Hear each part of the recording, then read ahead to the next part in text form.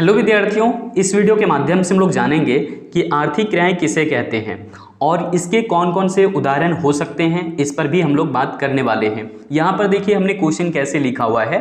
कह रहे हैं कि आर्थिक क्रियाएं किसे कहते हैं, उदाहरण दीजिए।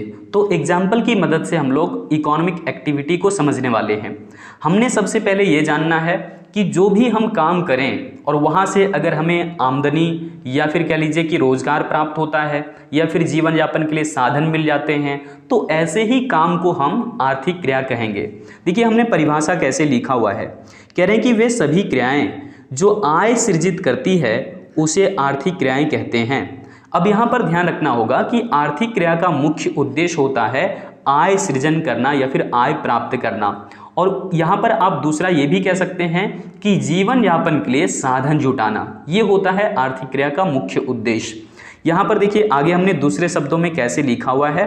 कह रहे हैं कि मनुष्य की वे सभी क्रियाएं जो धन के उत्पादन, विनिमय, वितरण और उपयोग तथा कह सकते हैं जीविकापार्जन से संबंधित होती है, उसे हम आर्थिक क्रिया कहते हैं। मतलब कि आर्थिक क्रिया का मुख्य उद्देश्य होता है जीवन यापन के लिए साधन जुटाना या फिर अपनी जरूरतों को पूरा करने के लिए रोजगार प्राप्त करना। ठीक है, अब देखो यहाँ पर हमने उदाहरण कैसे लिया हुआ है। कह रहे हैं कि किसान के द्वारा जो हल चला करके जो है वो खेती किया जाता है या फिर फसल उगाए जाते हैं, वो क्यों? ताकि अपने परिवार का वो भरण पोषण अच्छे से कर सके। अब यहाँ पर हम इसको कह सकते हैं कि किसान यहाँ पर आर्थिक क्रिया कर रहे हैं। दूसरा उदाहरण आप ये ले लीजिए कि मिल मालिक के द्वारा जो है ना गेहूं की मदद से जो वो अब आटा तैयार कर लिया जाता है, मतलब गेहूं का आटा बना दिया गया। तो यहाँ पर जो मिल मालिक है वो क्या कर रहा है, आर्थिक क्रिया कर रहा है। उसने क्या किया, गेहूं को जो है ना अब पीस करके उसे आटा बना दिया, अब उसे बेचेगा और बेच करके आय प्राप्त करेगा। तो ये यहाँ पर जो मिल मालिक है वो आर्थिक क्रिया कर रहा है और मिल मालिक एक आर्थिक एजेंट के तौर पर है। क्लियर हुआ? अब देखो बस ड्राइवर क्या करते हैं, बस चालक क्या करते हैं, बस चला करके आपको जो वो एक जगह से दूसरी जगह तक ले जाते हैं और उनको भी कुछ ना कुछ आमदनी मिल जाता है उनके काम के बदले में। तो यानी कि बस ड्राइवर भी क्या कर रहे हैं, आर्थिक क्रियाएं कर रहे हैं। ठीक है, तो यहाँ पर आपको आर्थिक क्रिया के मैंने कई सारे उदाहरण दे दिए हैं और भी कई सारे एग्जाम्पल्स या फिर उदाहरण हो सकते हैं। अब हम लोग बात करते हैं गैर आर्थिक क्रिया पर। देखो गैर आर्थिक क्रिया किसको कहेंगे? गैर आर्थिक क्रिया को हम लोग अनार्थिक क्रिया भी कह सकते हैं या फिर नॉन इकोनॉमिक एक्टिविटी कह सकते हैं। ध्यान दीजिए यहाँ पर हमने अलग से क्वेश्चन ले लिया है। यहाँ पर क्वेश्चन में कह रहे हैं कि गैर आर्थिक क्रियाएं किसे कहते हैं, उदाहरण दीजिए, या फिर अनार्थिक क्रियाएं किसे कहते हैं, उदाहरण दीजिए। तो गैर आर्थिक क्रिया बोले या फिर अनार्थिक क्रिया बोले, एक ही बात है।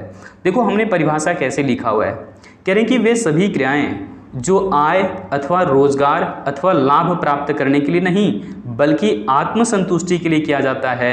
यानी कि जो है वो यहाँ पर आप कह लीजिए अपनी मानसिक संतुष्टि को जो है वो बढ़ाने के लिए हम गैर आर्थिक क्रिया करते हैं या फिर नॉन इकोनॉमिक एक्टिविटी करते हैं। जैसे कि मान लो कि गेम हम मोबाइल से खेल रहे हैं और वहाँ से पैसे कमाने का उद्देश्य नहीं है बल्कि सिर्फ गेम खेल करके अपनी संतुष्टि जो है ना वो बढ़ाना है। ठीक है, ताकि हमें जो है अच्छा महसूस हो। ठीक है, अब यहाँ पर हम उसको कहेंगे अनार्थिक क्रिया या फिर गैर आर्थिक क्रिया। इसी तरीके से आप कई सारे उदाहरण ले सकते हैं, जैसे कि हमने यहाँ पर जो है शामिल क्या किया है। कह रहे हैं क्या, माता पिता या फिर बुजुर्गों की सेवा करना क्या है, अनार्थिक क्रिया है या फिर गैर आर्थिक क्रिया है। रक्तदान करना है ना, एक जरूरतमंद इंसान को आपने जो है ब्लड डोनेट किया, अगर आप देने के योग्य हैं तो निश्चित तौर पर यहाँ पर आपने भी अनार्थिक क्रिया किया है या फिर गैर आर्थिक क्रिया किया है। ये गैर आर्थिक क्रिया गैर कानूनी नहीं होता है, ध्यान रखिएगा।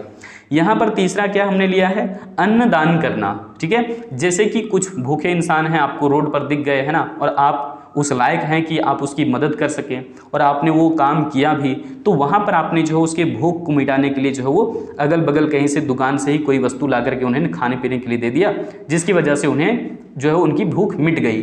तो यहाँ पर आप कह लीजिए कि आपने जो अन्नदान किया है वो भी क्या है, एक अनार्थिक क्रिया है। ठीक है, चाचा खाना खाया?